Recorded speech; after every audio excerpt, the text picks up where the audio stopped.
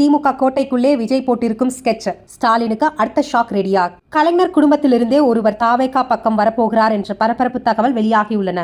தமிழக அரசில் நாளுக்கு நாள் பரபரப்பு அதிகரித்து வருகிறது.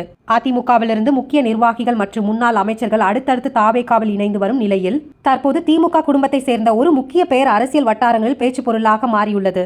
அதாவது முன்னாள் மத்திய அமைச்சர் மு.க. அழகிரியின் மகள் கயல்விழி முதல்வர் விஜயை சந்தித்து பேசியதாக தகவல்கள் வெளியாகியுள்ளன. இதுவே தற்போது அரசியல் அரங்கில் பெரிய விவாதத்தை கிளப்பியுள்ளது.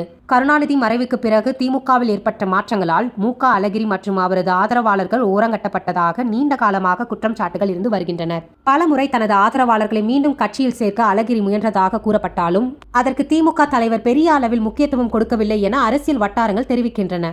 இந்த சூழலில்தான் கயல்விழி தாவேகா தரப்புடன் பேச்சுவார்த்தை நடத்தியதாக கூறப்படுகிறது. குறிப்பாக மதுரை அரசியலை மையமாக வைத்து சில ஆலோசனைகள் நடைபெற்றதாக தகவல்கள் பரவி வருகின்றன. மதுரை என்றாலே ஒரு காலத்தில் அழகிரியின் அரசியல் கோட்டை. அந்த கோட்டைக்குள்ளே தற்போது விஜய் தனது அரசியல் யூகத்தை அமைத்து வருவதாக கூறப்படுவது கவனத்தை ஈர்த்துள்ளது. ஆனால் மறுபக்கம் தாவேகா தொடங்கிய நாள் முதல் கட்சிக்காக உழைத்த நிர்வாகிகளுக்கே முன்னுரிமை வழங்கப்படும் என்ற நிலைப்பாட்டில் கட்சி இருப்பதாகவும் கூறப்படுகிறது. அதனால் கயல்விழிக்கு எந்த பொறுப்பு வழங்கப்படும் என்ற கேள்விக்கு இதுவரை தெளிவான பதில் இல்லை. எனினும் திமுக குடும்பத்தை சேர்ந்த ஒருவர் தாவேகா பக்கம் நகர்கின்றார் என்ற தகவல் மட்டுமே தமிழக அரசியலில் புதிய அதிர்வலையை ஏற்படுத்தியுள்ளது. இது உண்மையா இல்லை அரசியல் வதந்தியா என்பதை பொறுத்திருந்துதான் பார்க்க வேண்டும். ஆனால் இந்த தகவல் திமுக மற்றும் தாவேகா வட்டாரங்களில் பரபரப்பை கிளப்பி இருக்கும் மட்டும் நிச்சயம். கயல்விழி உண்மையிலேயே தாவேகாவில் இணைந்தால் அது திமுகவுக்கு பின்னடைவா இல்ல விஜய்க்கு மிகப்பெரிய அரசியல் வெற்றியா? உங்கள் கருத்தை கமெண்ட்ல சொல்லுங்க.